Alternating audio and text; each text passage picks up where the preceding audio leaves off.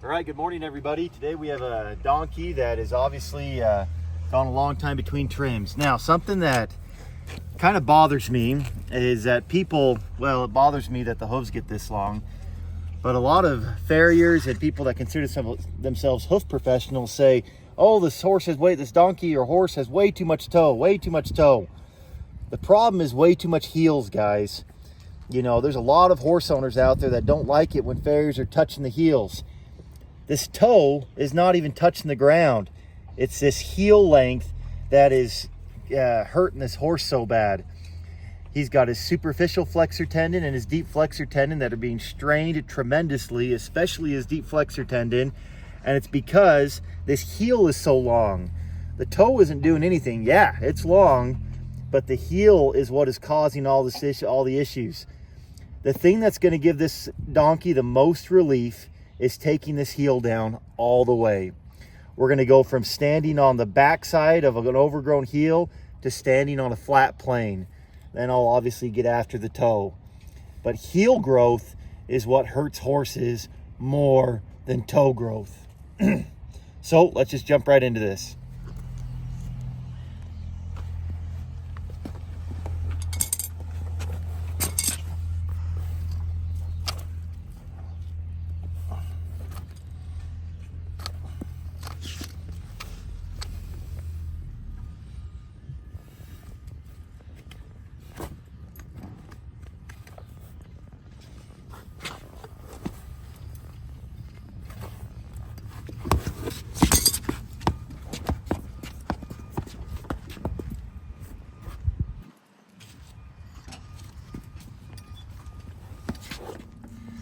Main thing when you're doing these horses with long heels is you got to take this frog down so that you can trim him right.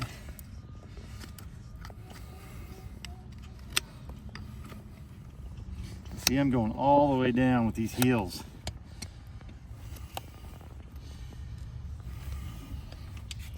There's a lot of people out there that say leave the heel, but the heel is what's killing this horse.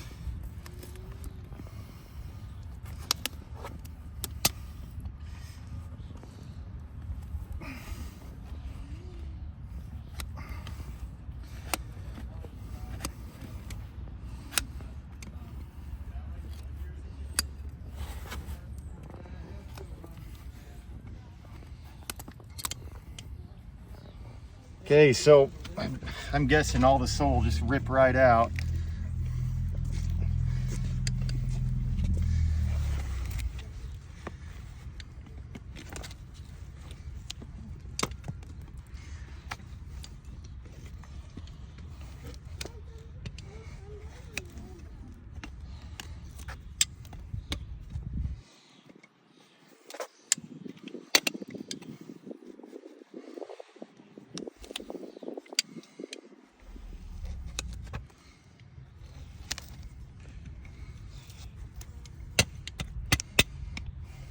Okay, so I'm not near done with this trim, but you can see how much more comfortable he is.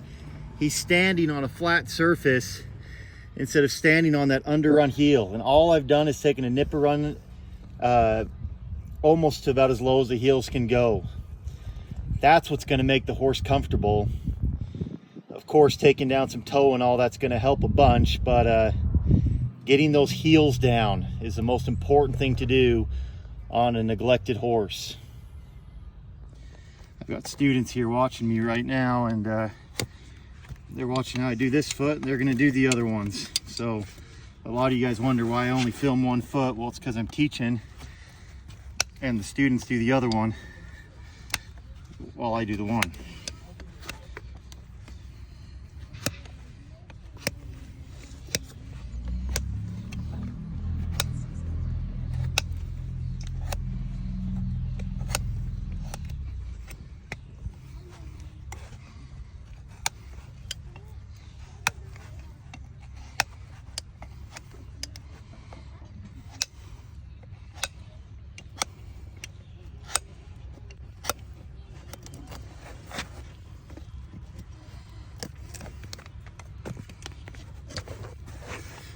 So right here, this is the stretched white line. This comes with neglect also.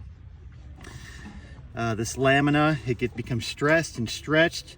I'd call this a mechanical founder, meaning that the hooves got so long that they just mechanically started stretching away from the internal structures.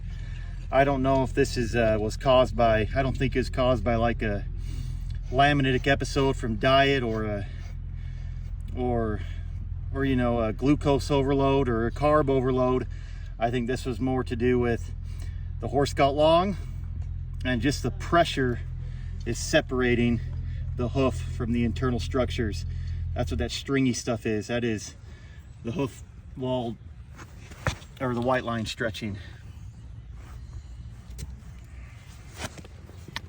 Discoloration is pretty common in neglected horses. These are old bruises, and you know, a lot of times we can panic when we see these. I'm about to where I need to go on the bottom of this foot, but people see these bruises and they think, oh no, we've reached sensitive tissue and we're hurting the horse. No, this is like, it's just like my pinky here. Actually, I smashed my pinky. It doesn't hurt anymore. That bruise is growing out to the end of my pinky, and I'm just going to clip it off with my fingernail clippers. It doesn't hurt when I clip it off. That is exactly what's going on with the bottom of this horse's foot.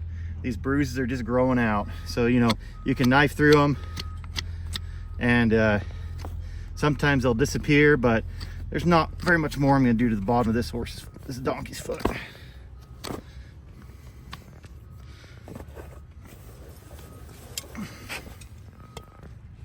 So we are insensitive all the way to the inner edge of that white line, and I'm going to take this toe back now.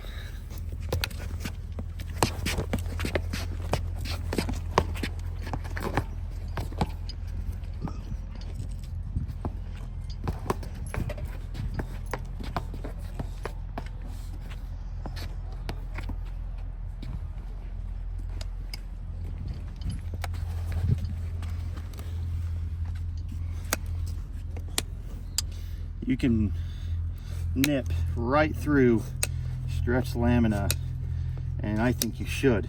I think you should do it. I think it's the only way to kind of address the problem.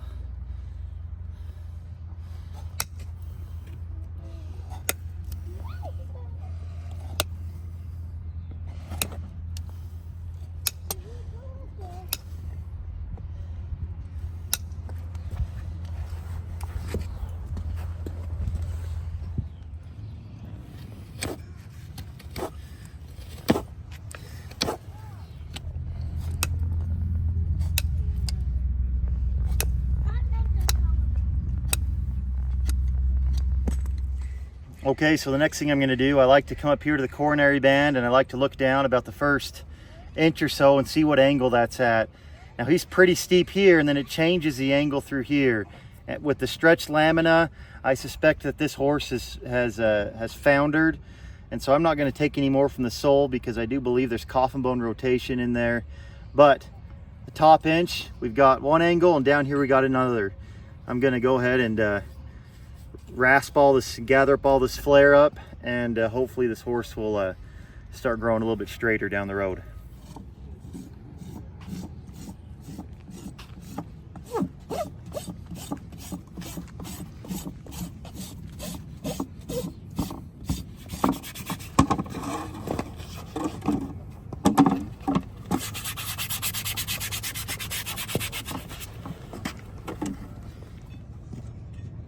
Okay, this is just to treat the thrush. Anytime you have an overgrown foot, it's pretty common for thrush to kind of thrive deep inside the hoof and inside the commissures. Okay, so we're all done. Took the heels down all the way, dressed back, took as much depth from the bottom as I felt comfortable. I do believe this horse is foundered, so I did want to be careful. There probably is more toe and sole I could have taken, but the thing that makes a foundered horse sore is the lack of sole depth.